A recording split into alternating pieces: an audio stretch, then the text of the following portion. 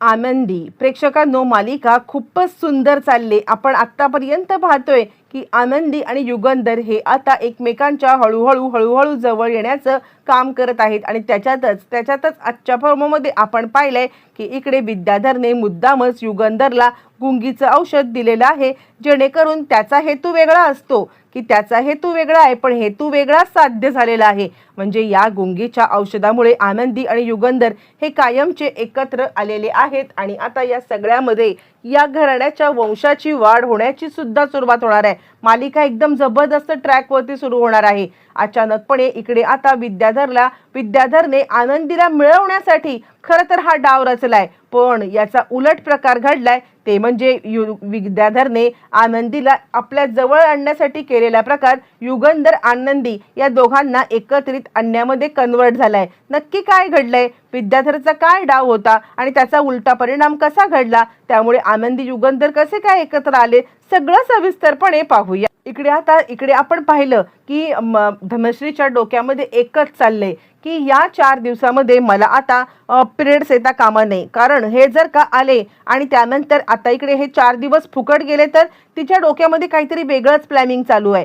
काहीही झालं तरी सुद्धा मी प्रेग्नंट आहे हे तिला दाखवायचं आहे, म्हणजे या घरामध्ये मात्र आता तिचं वर्चस्व वाढेल असं तिला वाटतंय। म्हणजे आता तिला असं वाटतंय की मी खोटं सांगितलं की माझ्या पिरियड्स आलेले नाहीयेत, तर कदाचित मात्र आता या सगळ्यामध्ये इकडे विद्याधर सुद्धा आता मान्य करेल की आता मी प्रेग्नंट आहे, पण आणि मी त्याला सांगेन की दारूच्या नशेत तुम्ही माझ्यासोबत संबंध ठेवले होते असं म्हणत तिने आता इकडे आपली प्रेग्नन्सी आणि या घरामधलं आपलं वर्चस्व टिकवण्यासाठी हा सगळा प्लॅन केलाय। आणि या 4 दिवसामध्ये माझे पिरियड्स अजिबात नाही आले पाहिजे, मी महिनाभर गोळ्या घेईन, महिनाभर पिरियड्स यायला नको त्यासाठी गोळ्या घेईन, पण आता मी प्रेग्नंट आहे हे यांना आणि बाकी सगळ्या घरच्यांना पटवलं पाहिजे आणि तरच हे माझ्याशी प्रेमाने वागतील आणि त्यानंतर मग मी आता खरोखरची प्रेग्नंट राहील असं म्हणत तिच्या डोक्यात प्लॅनिंग आहे। पण तिला माहित नाहीये हे सगळं करण्यासाठी ती आपल्या शरीराची किती हेळसांड करत आहे। म्हणजे आता तिने या सगळ्यामध्ये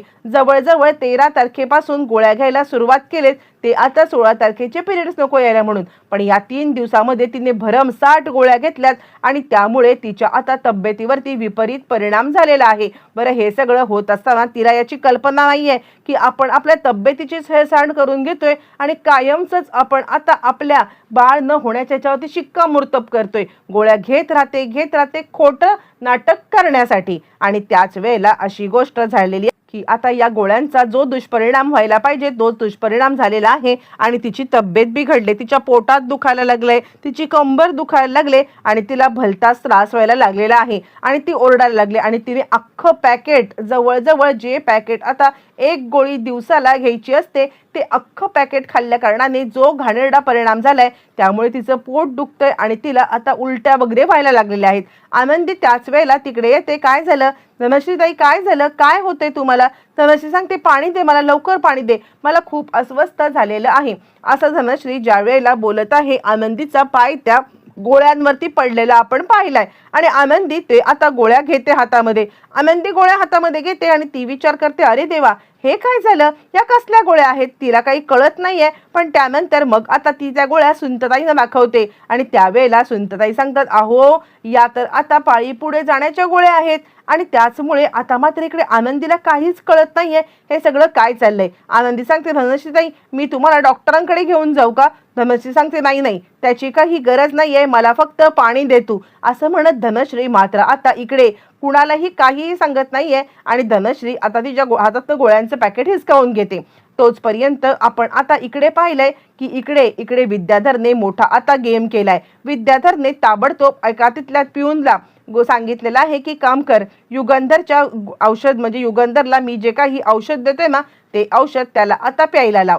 तोपर्यंत तो पिऊन युगंधरला औषध घेऊन गेलाय आणि तोपर्यंत इकडे डॉक्टर आलेले आहेत। डॉक्टरांनी नॉर्मल्स काही पिल्स वगैरे आता इकडे दिलेले आहेत, त्या म्हणजे स्वतः आता इकडे धनश्री त्या पिल्स घेते, पण तिला माहित नाहीये की आनंदीने त्या गोळ्यांचं पॅकेट बघितलंय आणि आनंदीला माहिती आहे की आनंदीला माहित आहे की आपण आता या गोळ्या घेतोय म्हणजे पुढे जाण्यासाठी पिरियड्स. आणि त्याच वेळेला मात्र आता ती डॉक्टरांना पैसे देते आणि डॉक्टरांना काहीतरी सांगते. आनंदी हे सगळं पाहते. धनश्रीने खरं तर डॉक्टरांना पैसे दिलेत आणि आता या घरामध्ये मी प्रेग्नेंट असल्याची बातमी पसरवा असं सुद्धा सांगायला सांगितलंय. डॉक्टर घाबरलेली आहे. बरं, तोपर्यंत इकडे आता युगंधर शिर्केंना सांगत आहे, शिर्के एक काम करा, म्हणजे आपली आजची मीटिंग आहे ना, ती मीटिंग जरा पोस्टपोन करा, कारण घरात कुणीच नाहीये आणि त्यामुळे आनंदी घरात एकटीच आहे. मला काय वाटते आज मी घरी लवकर जातो, मला त्या विद्याधरचा काही नेम सांगता येत नाहीये.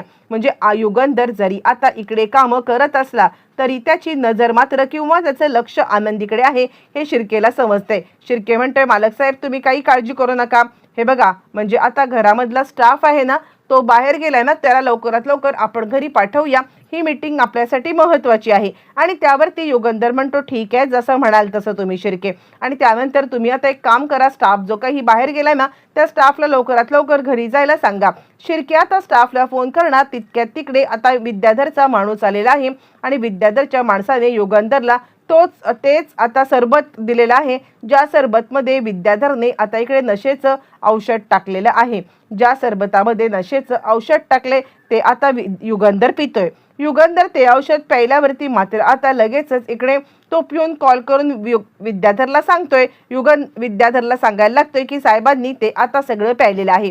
विद्याधर म्हणतो, चला आजच्या दिवसाला कोणी तिकडे नाहीये, म्हणजे काही हे झालं तरी सुद्धा आनंदी माझी होणार हे 100%. म्हणजे आता इकडे ताई आणि माई आणि बाबा गेलेले आहेत घराबाहेर देवदर्शनाला.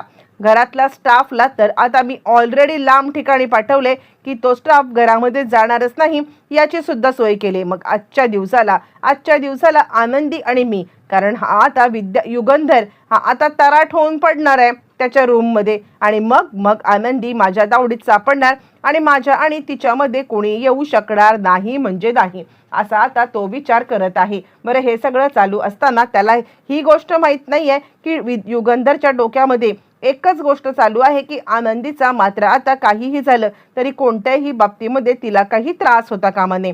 पण इकडे आपण पाहतोय की आता युगंधरला गरगरायला लागलेला आहे आणि तो आता जागेवरून उठताना त्याचा तोल गेलाय. आणि त्याच वेळेला शिर्के आता त्याला सांगायला लागतात, मालक साहेब काय होतंय तुम्हाला? आणि यावरती युगंधर म्हणायला लागतोय, काही माझी तब्येत बरी नाही वाटत आहे. आणि त्यावरती शिर्के म्हणतात, काळजी करू नका, आजची मीटिंग मी खरंच पोस्टपोन करतो आहे आणि ताबडतोब तुम्ही आता घरी जाऊन आराम करा. त्यावरती युगंधर म्हणतो, नाही बघतो मी, इकडे बसून ट्राय करतो. आणि त्यावरती मग आता इकडे सांगायला लागतात शिर्के, अहो नको साहेब, खरं तर ही मीटिंग आपण करूया की पोस्टपोन, तुम्ही जा बरं घरी, असं म्हणत शिर्के आता इकडे लगेचच गाडी काढायला सांगतात. ड्रायव्हरला सांगतात की आता युगंधर साहेबांना ताबडतोब तुम्ही आता घेऊन जा. असं म्हटल्यावरती मात्र आता शिर्केंनी सांगितल्यावरती इकडे तोपर्यंत लगेचच ड्रायव्हरने गाडी काढली. विद्याधर आता मात्र जायला निघालेला आहे आणि विद्याधर विचार करतो, एकदा का युगंधर घरी आला आणि युगंधर घरी आल्यावरती मात्र आता इकडे त्याला एकदा झोपू दे. झोपल्यावरती मग आता ताबडतोब त्याची काय अवस्था करतो ना ते आता बघा, असं म्हणत तो आता खूपच खुश झालेला आहे. इकडे तोपर्यंत आता मात्र युगंधर घरी यायला निघाला आणि युगंधर घरी आल्यावरती मात्र आता त्याची अवस्था बघून इकडे आनंदी गडबडलेली आहे आणि त्याच वेळेला धनश्री सुद्धा उठलेली आहे.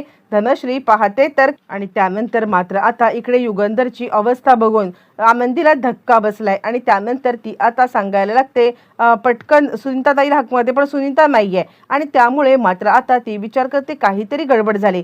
मालक साहेब तर आता कधीच दारू पित नाहीत, मग हा सगळा काय प्रकार आहे? तिला काही कळायलाच मार्ग नाहीये. आणि त्यानंतर मग आता ती इकडे युगंधरला बसवते आणि त्याला लिंबू पाणी आणून देते. आणि त्याच वेळेला मात्र आता इकडे विद्याधर आलेला आहे आणि लपतछपत तो आता युगंधर नक्की रूम मध्ये काय करतोय हे पाहण्यासाठी रूमच्या दिशेने आलेला आहे.